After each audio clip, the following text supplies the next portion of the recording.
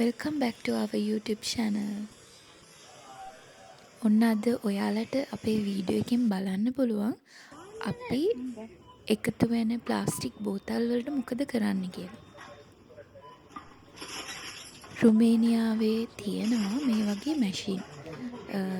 හැම super market එකකම වගේ තියෙනවා.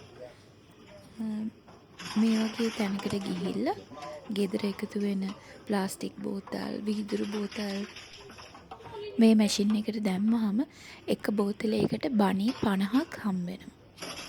ඒ කියන්නේ ලංකාවේ මුදලින් රුපියල් 37ක් වගේ ඒ වගේ ගාණක් හම්බ වෙනවා.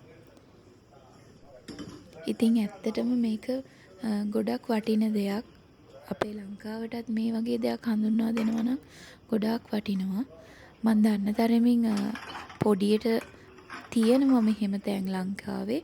නමුත් ලොකු ප්‍රසිද්ධියක් නැහැ.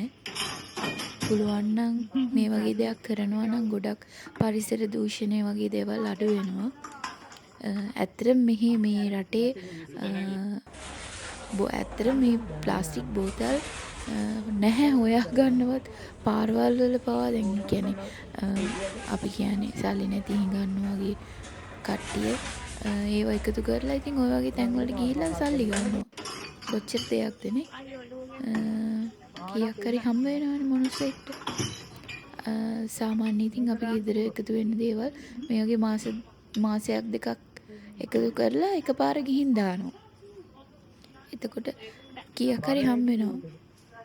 නෑ අර කෑල්ල මේ පේන විදිහට හරි දාන්න යනවා. බෝතලේ බර වැඩි. මට හිර වුණානේ. අත දාන්න එපා.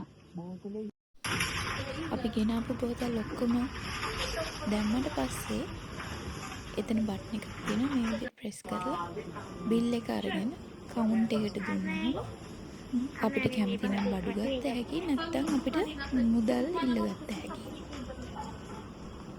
එහෙනම් අපි නැවත හම්බෙමු මේ වගේ වීඩියෝ එකකින්. Thank you for watching.